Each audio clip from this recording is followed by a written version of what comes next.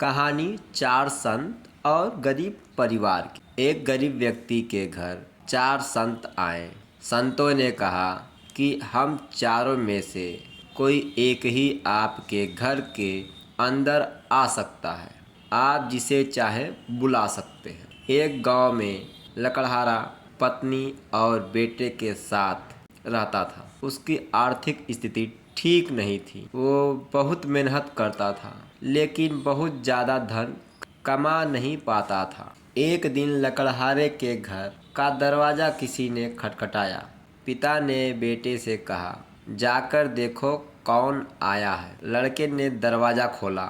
देखा चार साधु खड़े थे। साधुओं ने कहा, हमारा नाम श्रम, सफलता, धन और वैभव है।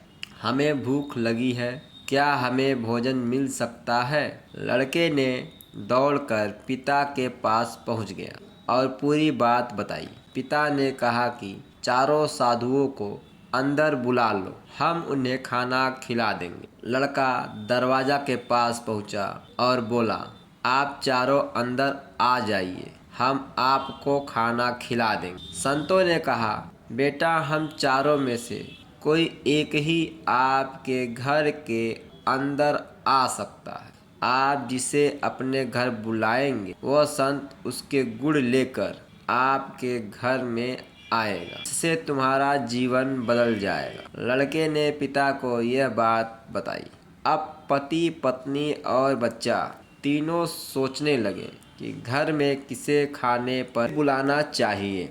पत्नी ने कहा कि हमें धन को बुलाना चाहिए। पति ने कहा, हमें सफलता को बुलाना चाहिए। बच्चे ने कहा, हम मेहनत करते इसलिए हमें श्रम को बुलाना चाहिए। पति पत्नी बच्चे की बात पर राजी हो गए। बच्चे ने तुरंत दरवाजे पर पहुंचा और श्रम नाम के संत को खाने पर बुलाया। जैसे ही श्रम नाम का संत उसके घर में प्रवेश किया, बाकी तीनों संत भी घर में आ गए। यह देखकर लड़के ने कहा कि आप तो बोल रहे थे हम में से कोई एक ही घर में आ सकता है, अब आप श्रम के साथ तीनों संत अंदर क्यों आ रहे हैं? संतों ने कहा कि अगर आप धन, सफलता और वैभव में से किसी एक को बुलाते तो एक ही संत आपके घर में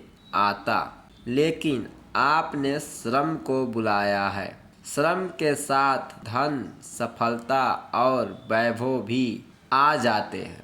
जो लोग श्रम करते हैं उन्हें सफलता, धन और वैभव यानी मान सम्मान जरूर मिलता। इस कहानी से हमें यह ज्ञान मिलता है कि मेहनत करना चाहिए और हर फैसला सोच समझ कर लेना चाहिए। ऐसे ही कहानी सुनने के लिए हमारे चैनल को लाइक, कमेंट और सब्सक्राइब कीजिए।